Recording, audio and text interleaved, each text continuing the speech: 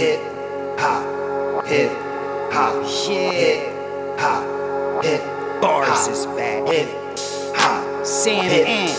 hop, Oh God, hop, what's hip up with you? hop.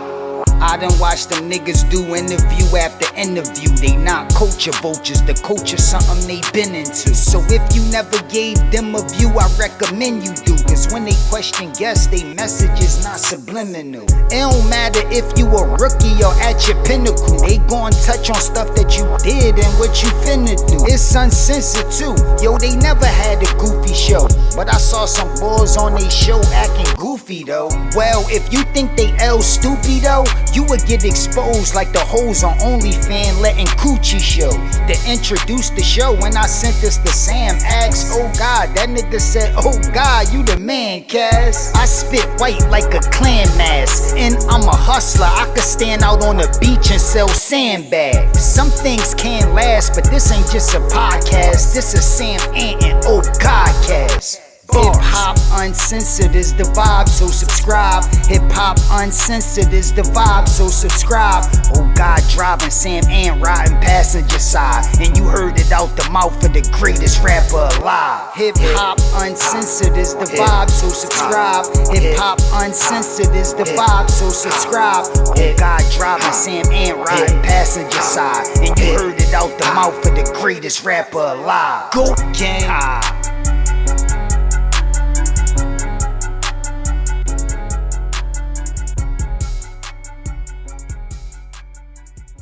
Welcome to another episode of the Hip Hop Uncensored Podcast. I'm your brother Oga from Hip Hop News Uncensored, and sitting across from me is my co-host. What up, y'all? It's your man Sam Ant, CEO of Vile Hip Hop News, and you're in the building for a very special edition of the Hip Hop Uncensored Podcast. Today in the building, we got legendary actor, writer, producer, our man, the legendary Mr. Isiah Washington on the podcast. How you doing today, family? Man, I'm just happy to see you young brothers doing your thing, man. I'm so excited.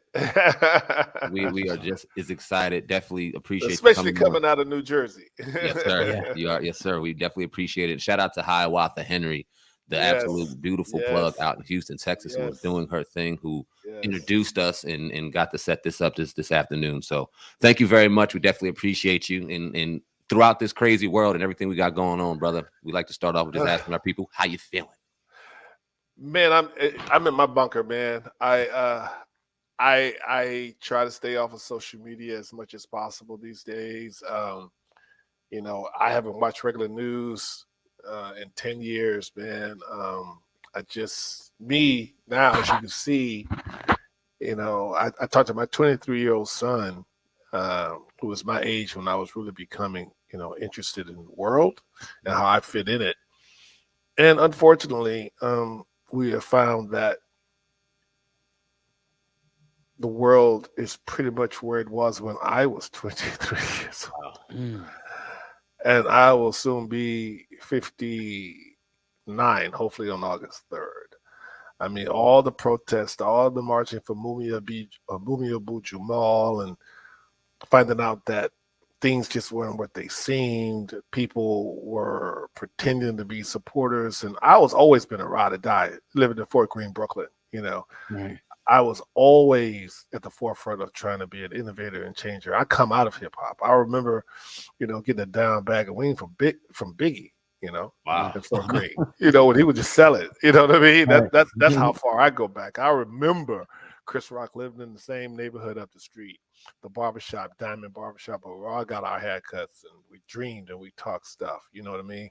I would go to Spike Lee's Brownstone, which was a block from where I was, and go read the script for Crooklyn and Girl Six and Clockers in his basement. And he would say, man, you read too slow. I got to get to the Knicks game. Lock the door before you leave. You know, that's just that was a time that, unbeknownst to me, was a really, for I guess everybody in their youth, in their 20s and 30s, figured those are the golden era. But even though it was very tough, and I found myself being concerned about my own well-being in Brooklyn, especially when the Biden Clinton's 94 crime bill came out. I just felt like with all the, you know, Eleanor Bumpers and the Michael Stewarts and all the crazy stuff that was going on in Bensonhurst, and the reason we had to have Do the Right Thing coming up and all the corruption, I fled in 96. I couldn't wait to get to LA. I met my wife in 95. We got married in 96. I never looked back because I just felt like, with me and my mouth, I'm going to end up in federal prison or dead. I just felt like any second I was going to have some crack planted on me, and I was going to be a part of the, Correction Corporations of America, man. I just knew it. Yeah, now you're out of Houston, right? You spent a large portion of your young life in Houston, correct? Yeah, I at the time when I left in 1981, single parent mom. I didn't get the football scholarships that I thought I was going to get. I didn't become the Deion Sanders. I like Deion Sanders running backwards, for the NFL my whole career as a cornerback or free safety, a strong safety. Didn't work out that way, so I ended up begrudgingly and out of spite, I joined the military only to find out when I got back to my high school in Houston, Missouri City, the black coach showed me some letters of interest from other colleges like Southern and Grambling, Texas Tech, some real, what we call the Pac-8. Right. And that was the first scandal I was caught up in, that the coaches tried to send me to a lesser program and get a cutback. I talk about it in my book. I talk about it on my podcast. It's just the truth. And I thank Coach Narcisse for telling me the truth, even though I had already committed 4 years in the military, but it was the hard truth of how people do business and how capitalism really works when it comes to black men and our bodies.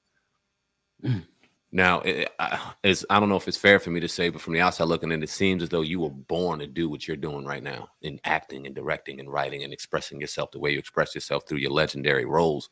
When did you realize that film was for you and something that you wanted to get into long term? That's a great question. That came about inadvertently around 1986 when I talk about how I thought I had my midlife crisis at the age of 23. I had already been married. I'd already done 4 years in the military and was doing quite well in the private sector, and looked around at my big screen television and my walking around with a pipe and an ascot on in my apartment in Gaithersburg, Maryland, and just like, is this it? Yeah. Have I hit the pinnacle? Right. And I sabotaged it. I got bored and I sabotaged it. I sabotaged my marriage. I sabotaged my job, and I ended up homeless, sleeping in my Chevy Spectrum. And working for, I don't know if Kelly Temps still exists, but there was an organization called Kelly Temps where you can go get some part-time jobs, And I ended up digging ditches with a lot of former crackheads, former lawyers and doctors all over the Maryland and Virginia area. And I learned a lot from them, how they had all fallen. They told me their stories. And they were telling me the horrors of PCP at the time. And when I joined the military, it was during the first recession, the Reagan administration. So it was tough. People talk about the recession, the Great Recession during the Obama years. No. I remember in my neighborhood, people losing their jobs with Chevron, all those oil companies, and literally a ghost town in my neighborhood. You could walk up and down the street, anybody's house, or just walk through the front door. Lucky enough, they had Winnebagos and little campers that they could live in. I mean, like the homelessness that I see today, I saw in 1981. And it just seems like every 20 years it repeats, man. The same old playbook. Wow. I mean, I live in a very nice home right here in Venice. Right. And I walk outside my house sidewalk. I got to clean up human feces from the homeless people. I mean, right outside my door. Yeah. And I don't run from it. My kids, we don't run from it. We help where we can. We've always been very generous, quietly. Helped a lot of young men via social media.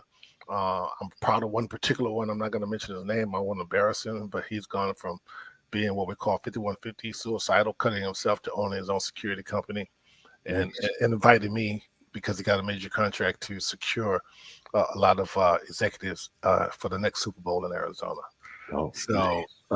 I feel good about stuff like that. But that's not the first time, because someone helped me. Like when I lost it at 23, I ended up meeting a young lady at IBM, and had a crush on her. And in order to date her, she said I had to become born again. So I said, whatever, whatever. She's about an 8 out of a 10. So whatever I got to do. went to a church, got baptized, fell in love with Jesus so hard I ain't even want her, man. I wanted Jesus.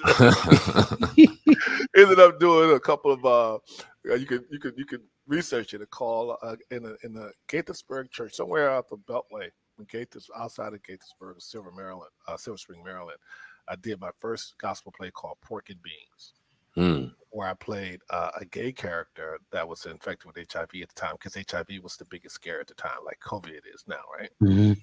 And Cynthia, the lady that I had a crush on at IBM, saw me in that play and just was convinced that I was gay. She wanted no part of me. She said, "You ain't acted, man. You did that role too well." But I'm a heavy researcher and a very instinctive observer of human nature and people. Always have been since I was a child. I used to entertain my family by mimicking Michael Jackson and James Brown, just to make my family laugh. So I think it started there and in the church. I've always been creative, but they kept shoving a football in my hand. It's like, to be creative or to be a rapper, to do anything, to be a poet. You don't know you're poor. You don't know you're different because of your environment. That's why I really love hip hop artists, because they're poets. They just don't know how to exercise that creativity because it's not masculine. And then they go all the way out, with the mythos, the pathos in terms of their rap, and do very, very well. But they're artists. They're poets at the end of the day. You know what I mean? All of them are not gangsters. I know that for a fact. I rode on the back of a garbage truck with DMX, laughing and talking about his White Album that he never released, where he had this incredible gospel voice, man. He sounded like Gerald Levert. And I begged him. I went toe to toe with him, over a bottle of $3,000 bottle of Louis, arguing about him. Man, really, he used to sing to my cat when we were doing exit wounds. He would roll up on me and always throw his Rough Rider jeans at me, wanted me to sag. I said, man, I ain't sagging right now, nigga. Nigga, I'm wearing Prada. He's like, y'all, come on. You can't roll with me like this. I like, I'll throw on some Timberland boots, but they gotta be made. They gotta be boots made by Prada. I'm not rocking. I'm out of Brooklyn. I'm not doing that no more, man. But that was the time, and I miss him. I really do. I'm just shocked that he's gone. He lived a hard life. He was what you saw, that was who he was, but he was also, believe it or not, a very kind, generous, deeply spiritual man. And I don't know, I'm getting myself in trouble with that White Album. I don't know if they're going to release it. I hope they do, but it is the truth. I remember he telling me, he said, Isiah, if I release the people not going to follow me.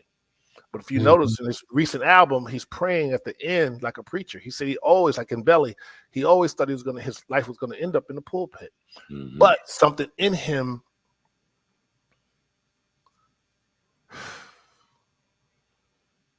anyway, I digress. But anyway, he never, I really believe Tupac and Biggie could have become our latter-day Malcolm X's. Wow. I really do. I really, really do, because if you look at the history of Malcolm X, he was no saint. Right. And if you studied it, if you believe in that good Bible, most of the men left to right of Jesus Christ, they were no saints. Right. That's okay. True. But that's my thing on that. I don't know why they're gone. I have my theories, my conspiracy theories, but they were very Biggie and DMX. Pac, very powerful voices, man. When Tupac died, they put his obituary in The Economist magazine. The Economist magazine comes out of London. Only high dignitaries, presidents, get memorialized in Economist magazine. That just tells you how powerful Tupac's voice was. And now we're discovering just how powerful DMX's voice was. Right? And they're gone. I'm always asking myself, why? But anyway. When DMX passed away, were you surprised to hear what they say is the cause of death when you heard it, when we all heard it?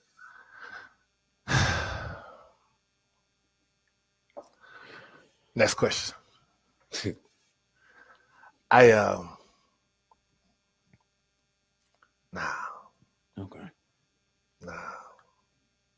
In my mind, everybody has their opinion, right? Right. Right. I believe the hospital is the last place I'm going to go. If you hear anything about me, it won't be in the hospital, bro. I'm not going to commit suicide. And I told him, I'm not going to the hospital. I just got out of COVID. And everybody, you know, I'm still wheezing, you know, but I'm still self-caring and handling myself. I'm not going to the hospital, bro. Gotcha. Ain't no way. Ain't no way. Not doing it. I'm going to have to be really, really hurt before you roll me through those trauma doors. I worked in the medical. I've seen in Inglewood what goes on in the trauma wards. Okay. And, you know, I know there are a lot of good doctors and nurses out there, but if you really want to know what's really going on in society, walk through a trauma center, walk through some emergency room. You really want to know what's going on in the world. It is war out there, but I don't have to tell you guys that. Right. And I'm saying to myself, how can this be? We're in the 21st century. And I went through this when I was 23. Like, wait a minute. How can it still be this bad? How can people still be this illiterate? How can people still be hustling and having to hustle, have no other options? Still. You know, PCP is still a thing here in California. People still getting wet. Yeah. They're still making money. Yeah. We got our own gang members out here sex trafficking our own people. You can't be a foster care person that just be put out on the street at 18. You're done. West of Adams Street, you're going to disappear. Why? And so we say houseway. Now, I know capitalism, everybody got to make money. But what is going on? What so many of our people are forced on making these choices. It's not like you can't make another choice, like what you guys are doing, right? But why is it so attractive? Well, look at social media. Look at the movies that people are making, which is why my movie, I deprive the audience of blatant and gratuitous violence. So people look at my movie and it's all implied. It's like, oh my God, it's so violent. That scene, this, and I'm not showing you anything. Right. I'm not showing you anything. What that tells me, that social media and the media has gotten in our society, collectively speaking, so desensitized from actual violence that we see posted. This guy recently getting stabbed in the neck.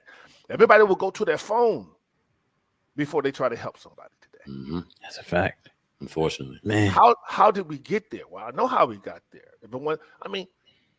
Everybody has a cell phone. You don't need a license for that. But it's a smartphone. It's a GPS system. It's a tracking system. Even when it's turned off, they can track you. And now people posting their anger, their rage, their personal information. The algorithm knows, well, okay, this is what we want to feed the beast. This is what they want to see. So then when a movie comes out that doesn't have the visual violence in it, and just your imagination is making it seem like it's worse than what you're actually seeing, that tells me that you rather see real violence and you have been taught that your imagination is the thing to fear.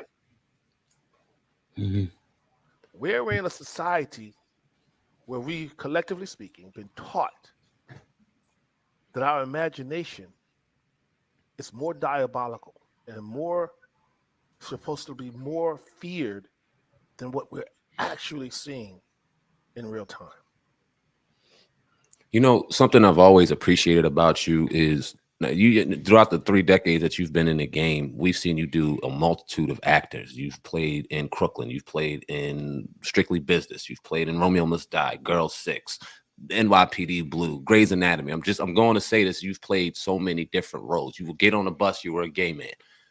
You never came on stage and gave us the thought that you were cooning and buffooning or doing anything extra. You always had a level of integrity as a Black man in Hollywood, something that we appreciate. We often ask some of the legendary people we get to speak to.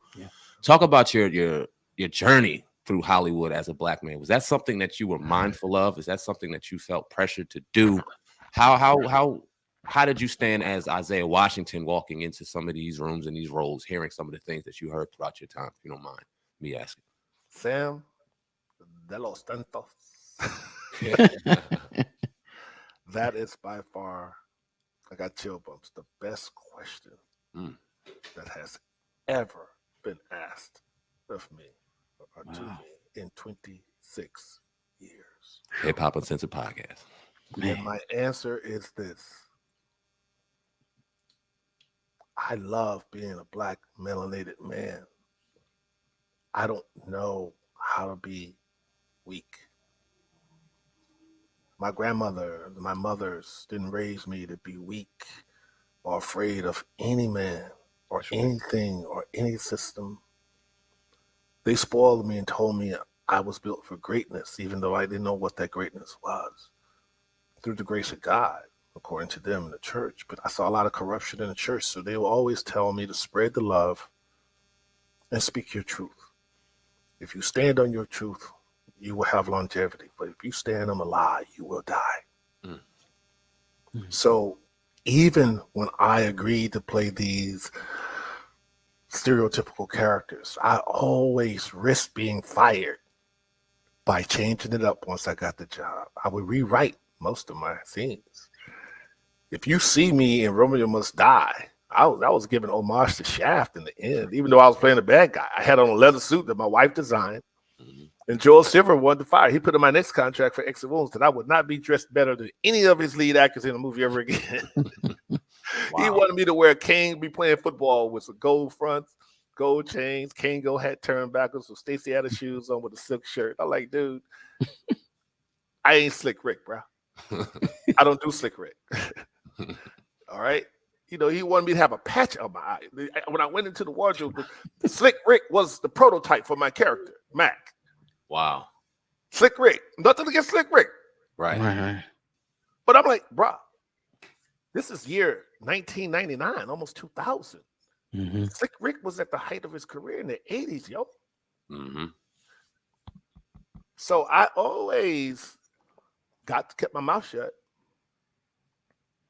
got the job, and then put that thug on them. Like, what you gonna do about it? Right. You gonna fire me? Because I got people that ain't been born yet that one day is gonna ask me a question. How did you stand? Well, I do it. There's a penalty for that. You get besmirched. That's difficult. Angry, hard to work with, and that, man, you know, other than if you take all Grey's Anatomy and recently whatever about two things off the internet right now, you don't know anything about me. You don't know that I've been married to the same woman from Houston, Texas for 26 years, brown skin, melanated sister, great body to this day at 53, banging, 3 beautiful kids that speak multiple languages, no DUIs, no domestic violence. Man, I don't even have a speeding ticket in the last 15 years. I ain't got a speeding ticket. Wow. But let the world tell you I'm public enemy number 1. Well, what Malcolm X tell you about that? What Malcolm X warned us about that? Yeah. Why is it that the so-called great ones that you wait a minute? How can he be a monster when I don't? Who telling me this? Who's telling me this? I train with special forces. I train with law enforcement. Why? Because I want to see who they really are. I want to get in the belly of the beast. I want to know what they know. I want to know their SOP. I want to know their TTP. I want to know their AAR. I want to understand their language. That's why I'm playing a U.S. Marshal, one of the baddest men that wouldn't be a thick mustache cowboy from John Wayne to Sam Elliott in 1883 if it wasn't for Bass Reeves. That man made over 3,000 federal arrests with some of the baddest human beings on the planet in an area that was worse than Afghanistan and Iraq and Chicago combined. Wow.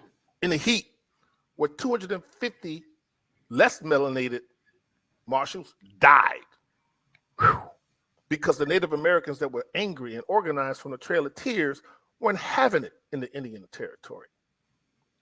They were kicking everybody from the U.S. government's behinds. So they had to go to what? A black man that was illiterate, spoke all the languages, because he got into a fight with his brother or his master over a card game. He disrespected him, which I talk about that in the movie. He just like you guys get into a beef. Well, this guy was treated like Michael Jordan because he was such a crack shot since he was 8 years old. His mother used to stop him from singing songs about murder and bank robberies because he thought he wanted to be a criminal. But he was incredible at tracking. And when he ran away from the Confederacy and fled to the Indian territories before it became Oklahoma, they realized the only person they could hire to clean that area up in 32 years was Bass Reeves. And you don't know this man. From True Grit to Lone Ranger, from Sherlock Holmes, if you do the timeline, when Sherlock Holmes first hit the press as a short story, it was at the height of 1867, if I'm not mistaken. You do the research. I want people to see my movie so they can start asking questions. Right. Like, I was upset. I like to do roles that scare me or piss me off. Like, why don't I know about E.D. Nixon? Why don't I know more about Mumia Abu-Jamal? If you go back and look at True Crime again, I snuck his book in the opening scene. It's on my cell bed. Wow. When you look at True Crime and Clint Eastwood asked me, how does it feel to be on death row? I pretty much plagiarized exactly what Mumia Abu-Jamal said.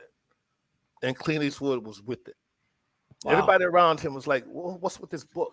Death on, what is this? Live on death row. What is this? What's this bit? Who's got these locks? Clint Eastwood was like, don't worry about it. It's just Isiah thing. He was with it. So I've always been subversive in all of my work. From always outnumbered, I've always said, this is who we could be if you would just get out of our way. Just get out of our way. That's all I ask. I don't, like James Brown said, I don't need you to give me anything. I can get it for myself. Just get out of my way. What is it about me that you feel like I'm so all these adjectives when I don't bother you? I don't wake up in the morning. My people, I'm a chief, Gundebe Manga, the second in all of Sierra Leone, representing over 6,000 villagers.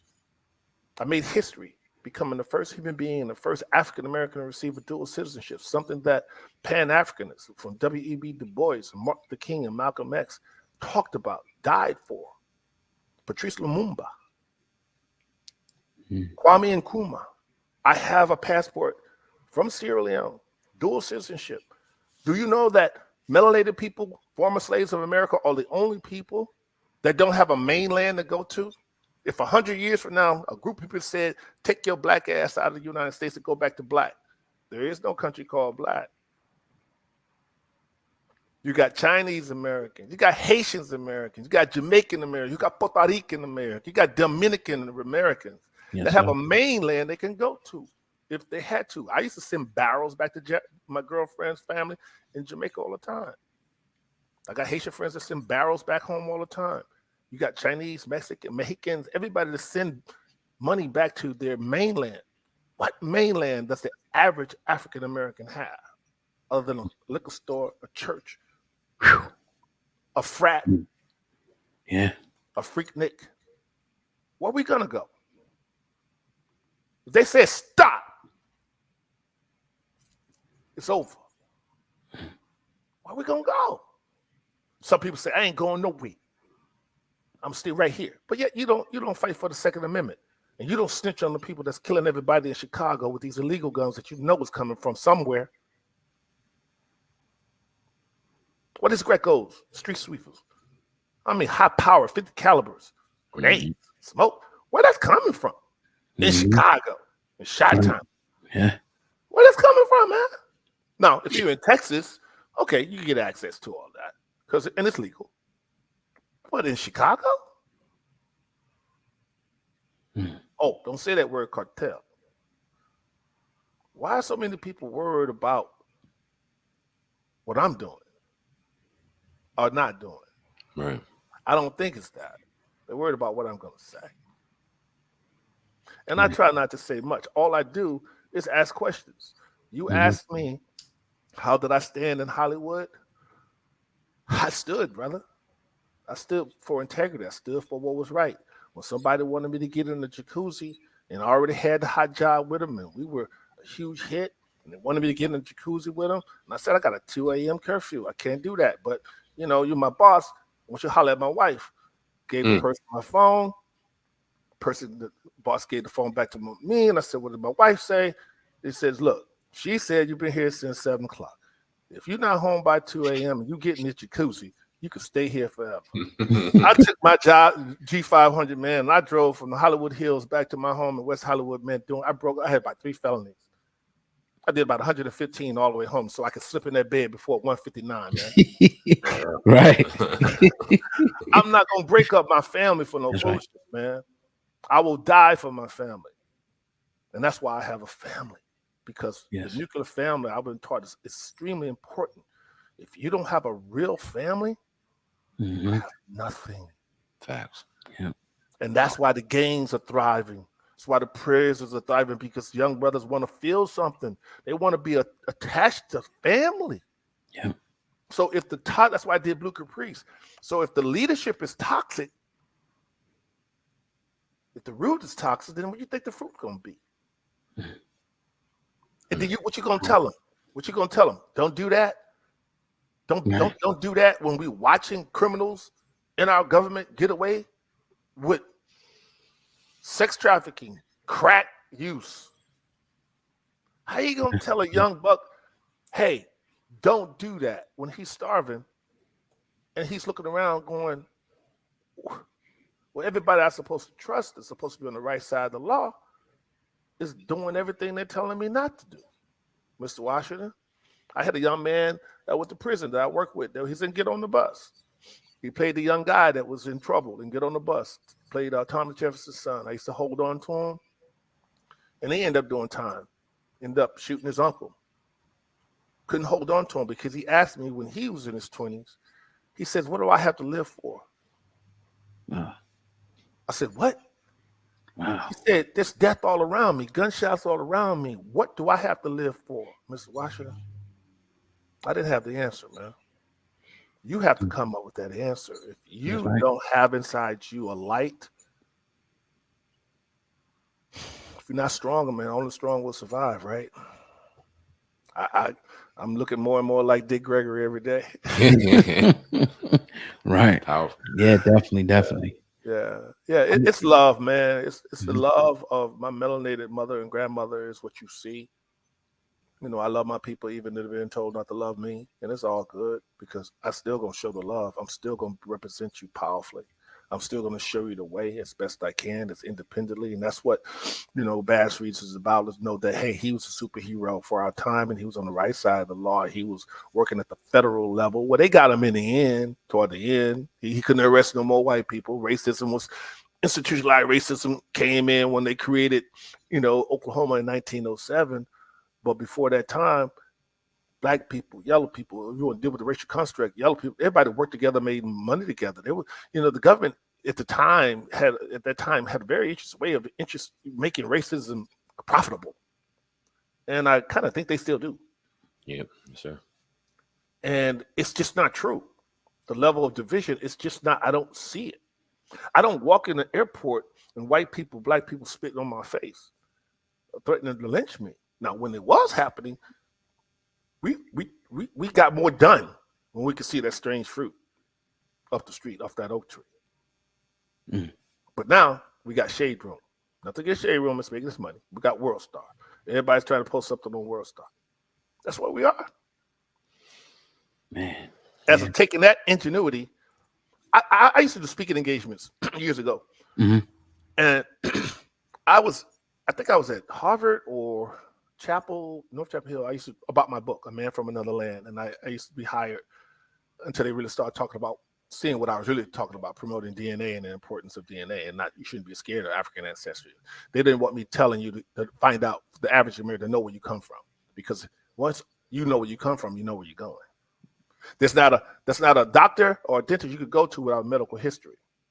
But if you take a people's history away and make it uncool or make it unworthy, or the hell with Africa and them Africans, you don't have your history. Right. You don't get to diagnose properly. You're going to be a sick people.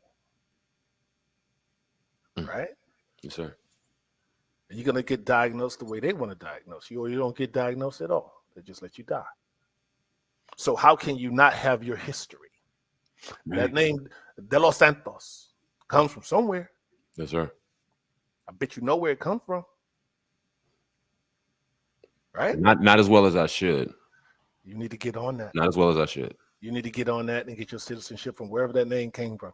Mm-hmm. That's yours. You've Yes, earned it, and you're protecting it, and you're branding it to this day. Yes, sir. So that's all I've been saying is dual citizenship. I'm going to Angola. I'm 100% Mbundu on my father's side. Everybody know in the African or the Gabulan history, legacy, genealogy is that the father takes precedent. I'm sorry, patriarchal system, but the father comes first. I went to Sierra Leone because of my Mende side, because I respect Western culture. The woman goes first. So I went and got my citizenship in Sierra Leone first, but I'm on my way to, God and ancestors about to lie and Ogun allow me. I'll get to Angola, which they've been trying to beg me to come to Angola. And Kagame have been trying to get me to move to Rwanda for the last 8 years now. He's like, just leave America, man. We could build your house. You want a mansion? We'll build it. Wow. We'll build it. Give us $250,000 and you can have all the land you want for the next 99 years. Wow. Just get out of America. But I won't do it. I don't run. Yeah, you definitely. My grandmother told me, don't run. I don't run. Yes. I don't run. Yes, Sorry about that. Yeah. So I heard you talking one time and you were talking somebody, we often throw the term out, Black Hollywood. Yeah. You said that Black Hollywood does not exist. So could you kind of expound more on that? Yeah, I put it in the proper context is that, yes, we have some very prominent and very strong. I understand what Black means. Yes, right. I am Black symbolically, but I'm also melanated and I'm also Mindy and I'm also Timney.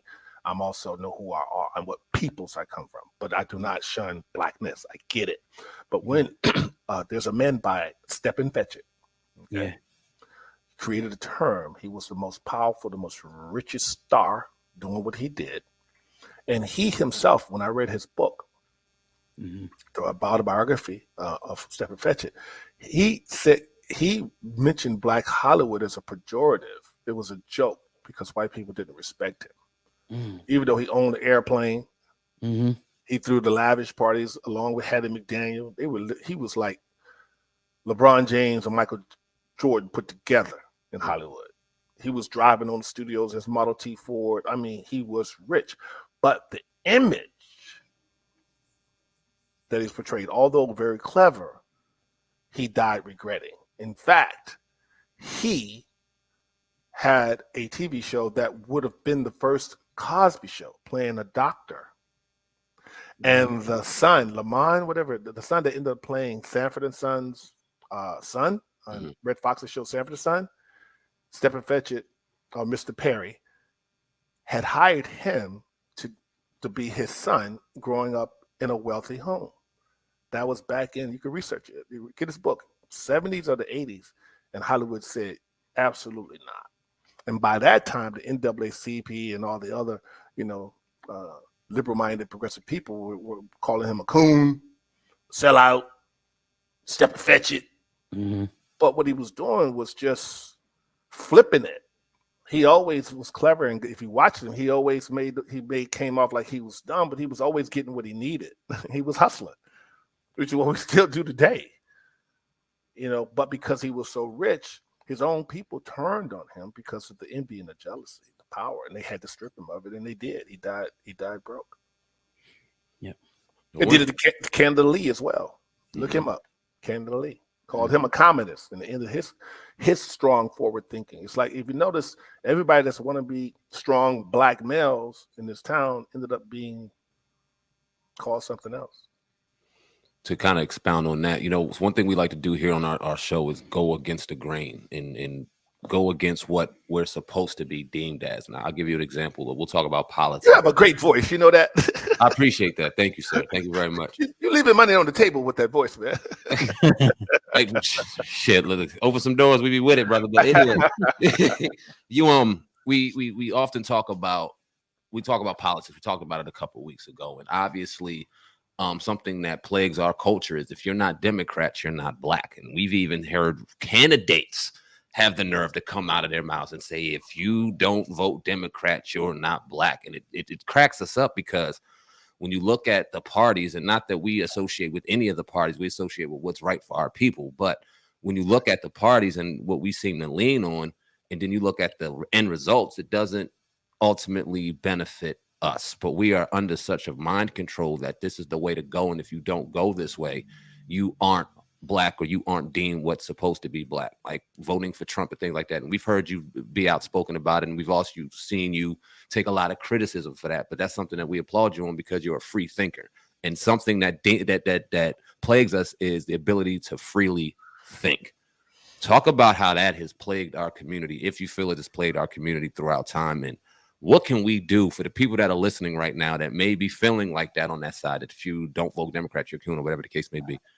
How can we reverse that mind control? How can we reverse that way of thinking? Because it's wrong on all levels, in my opinion.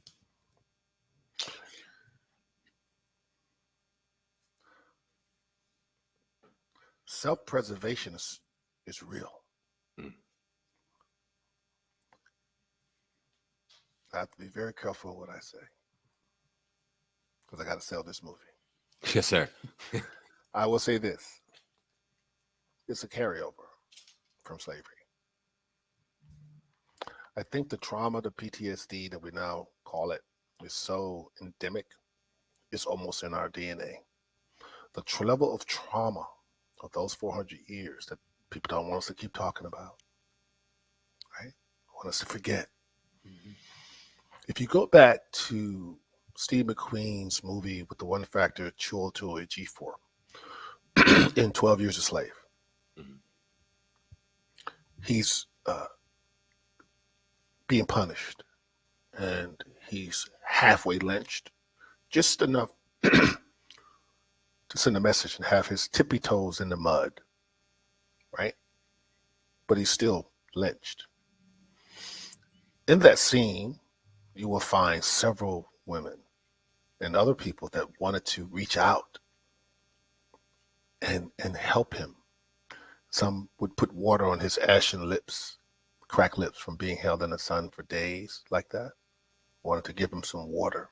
And then in the scene, you would see the other slaves like, get away from him. Don't go near him. Don't go near him. You help him. You're gonna get us all killed. Mm-hmm. Imagine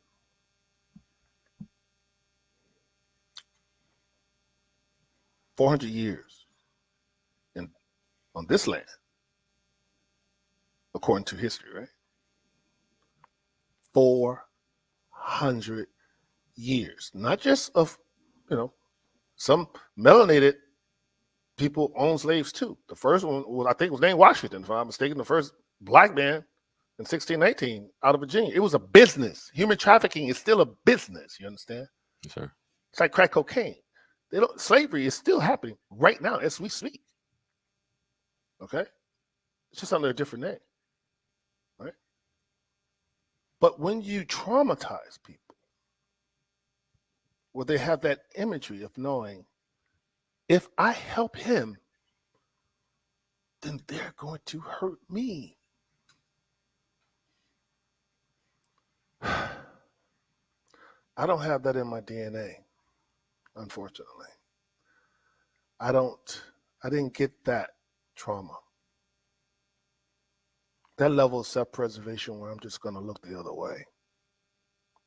All of my activism has been in my work. I don't need to march. You just cited all the work, everything I've said. Who has to go wins. In Strictly Business, my first movie. Mm-hmm. I have been talking to you, brothers and sisters, since Strictly Business. I've been telling you what the score is. I've been telling you what to get ready for. I've been showing you what to expect. But in that, you can still hold on to your dignity. That's non-negotiable. Mm-hmm. Non-negotiable. And money comes and goes. I can tell you that right now. It ain't about the money. If it was about the money, why so many people are unhappy? If it's about the money, why we got to look at Amber Heard and Johnny Depp for 6 weeks? If money made you happy. Yeah. Right? So self-preservation is real. Now, there's another thing called choice. Just because people are doing bad things doesn't mean they're mentally ill. There's a lot of people out there doing bad things because They choose to do it. Don't matter what ethnicity, gender, race, color. There's just people out there that's just gonna do some evil stuff, guys. And I think a lot of people are, genuinely good people. We just don't want to accept that. But if we look at mankind and the history of humankind, like my movie, I got a lot of trees. A tree, you don't see a bonsai tree or different species of tree, or you don't see a rose uprooting itself and attacking the daffodils. Talk about, we roses up in here.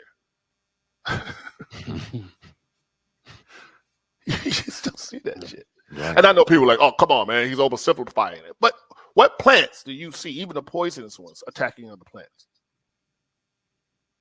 Other than Lord of the Rings, what trees do you see walking around killing people? They know their purpose. Until we as a peoples remember our history and know our purpose from the past to the present to the future. I talked about this in my documentary, Bound, African versus African Americans. It's a choice. Out of convenience, out of fear, out of laziness, it's a choice. And it's a penalty. You got to be strong enough to take it. And if you believe in anything that's filled with light, you will survive. You one day you will live to be, talking to, Sam and his cousin, in a positive. It's possible to have love in your heart, to be educated. It's okay. It's cool. To travel. If I could give a gift to everyone in the world, it would be the gift of travel, man. I would. Yeah. Wouldn't be money. I would just put you on the plane until you just stop. You couldn't take it no more. Yeah, definitely. So you can see how the rest of the world lives and lives, right? So, yes, is America one of the greatest countries I've ever lived in? 100%. It is. It is. It is. I've lived all around the world. I love being in the United States of America. I love the freedoms that we take for granted because I've been in other countries. I lived in Korea. I lived in Japan. I haven't been to China yet. I've been invited. Got a huge fan base in China. But I'll get there at some point, right? But it's a choice. And conversations like this, hopefully, and the next generation and your audience will hear my words and know that I'm being authentic. I'm not making this up. This is my life. Right. I know the choices I've made is going to give me pushback. It's going to be a penalty for it. I know that. But it's the truth. Mm-hmm. It's the truth. Yes, sir. If you can, take us back to your introduction to Spike Lee and how this, for people who don't know, how was it working with Spike, man, on all those movies and all these years? Yes, sir. Man, I stalked Spike.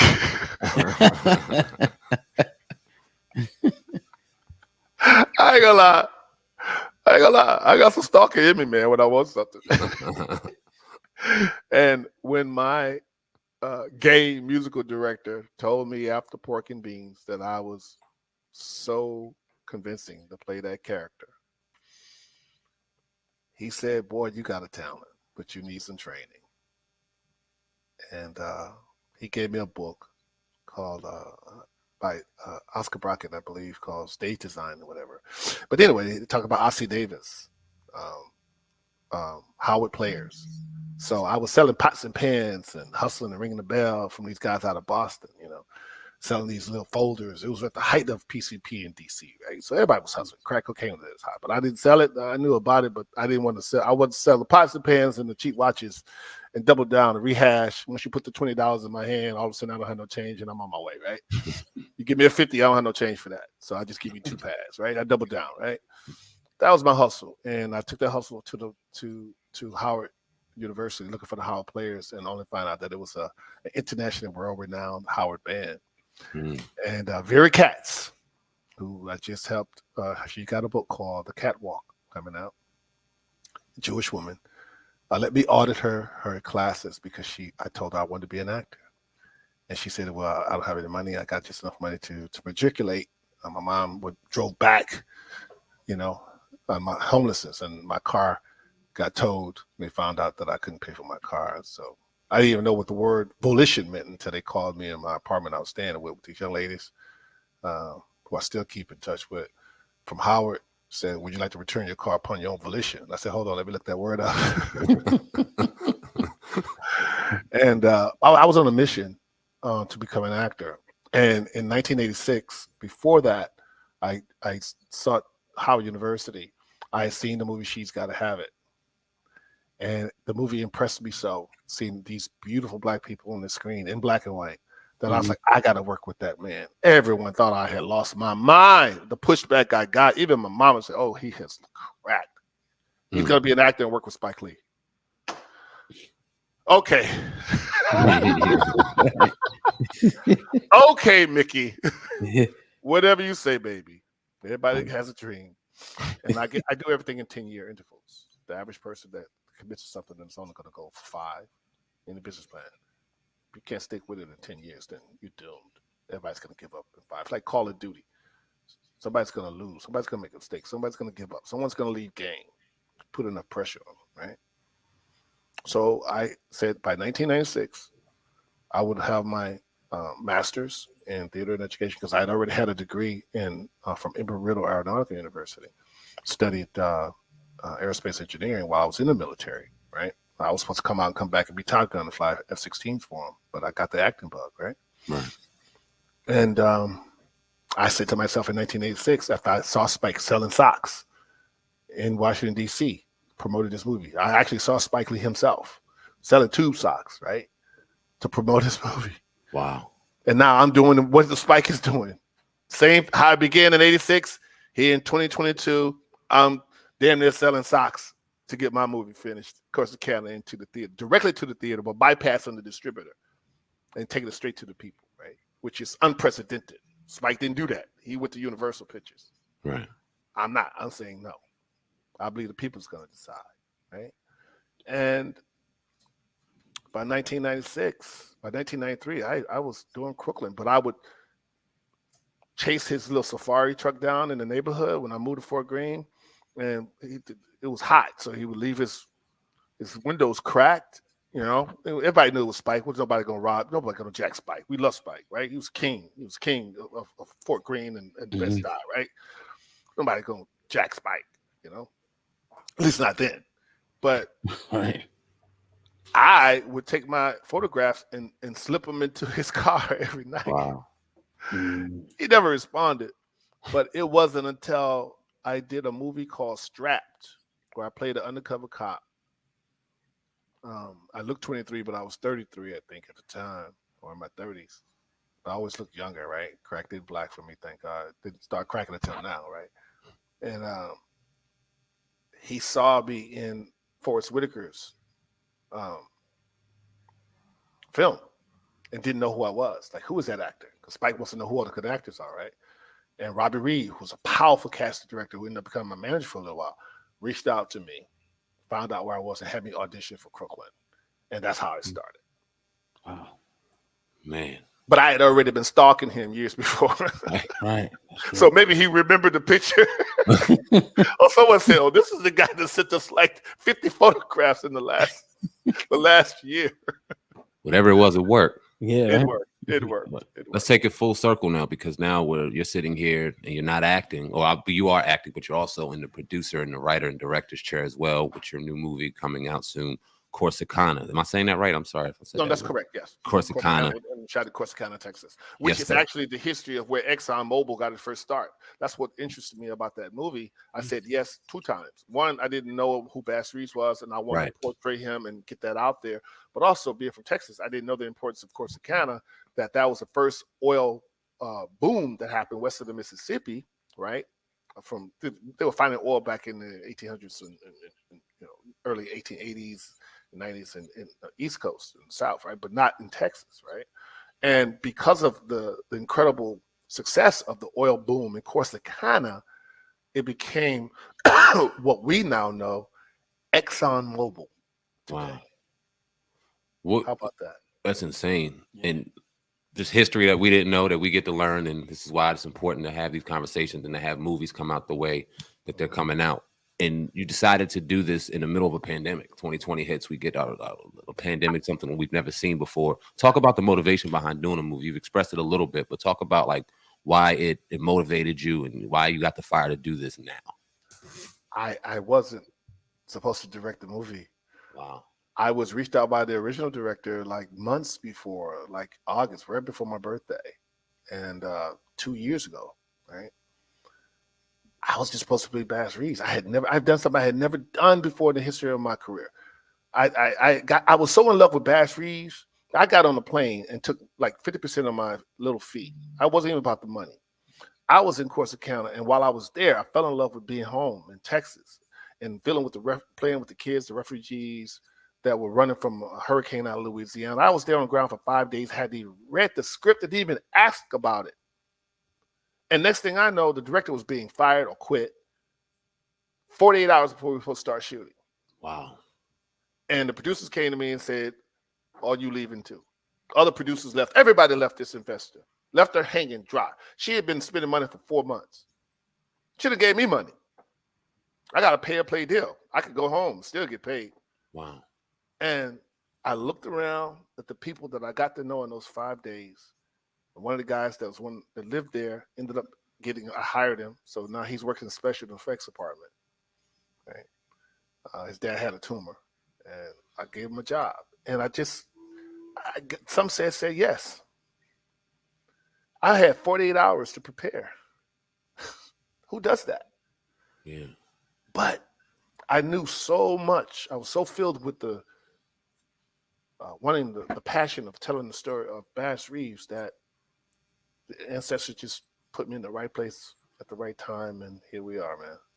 Awesome. I'm very proud of the movie. And I had enough film references over years from Spike and Clint Eastwood and Truffaut. So I was already probably prepared, ready to be a producer and director, but I never thought I was worthy. I thought it was something for them. Mm-hmm. And until I just said, you know what? I'm going to direct this. I saved the ship. Here we are. Awesome. And when is the estimated date of release for the movie? August 26th. We're taking it straight to my hometown at Star Cinema Grills. August 26th is the world premiere. No distributor, straight to the people. He has over 11 theaters. And we're going to start like Oscar Michaud. Oscar Michaud didn't get his deal with Astor Pictures because he was a black man working outside of racist 1920s Hollywood. Google Oscar Michaud. I'm taking the path that's already been laid for me by Oscar Michaud. I'm taking it straight to the theaters. The theaters are supportive. They're loving it. No middleman. The money comes straight back to our investors, goes straight back into her pocket, and ultimately everybody involved, our pockets. And it's something that we decide that people are going to vote for it or not. But we're going to start off small. We're going to do shows like this and talk about Red the Mouth. If you want to help a true independent, you can't get no more independent than this. Right. Can't wait. We're taking it, but we took the weed and the crack straight to the people, didn't we? Yes, sir. It made a lot of money for a lot of people. Still is. Mm-hmm. So I got content that I want to sell, but it ain't gonna kill nobody.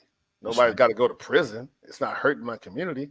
In fact, you're gonna be emboldened, educated, and inspired, hopefully. Indeed. And you know what I hope? I hope that people see me as Bass Reeves, and I know the power of movies, that all these young brothers drop all these gangs and say, you know what, let me educate myself and let me become a U.S. Marshal. And I could clean up my own neighborhood. I know who all the bad things are. You're not snitching. You're not part of your federal agent that's not corrupt and doing the right thing. Just like Spike's movie. That's all I want to do. That's what I learned from Spike. Hopefully people will watch Corsicana and get inspired like I got inspired with She's Gotta Have It, and just do the right thing.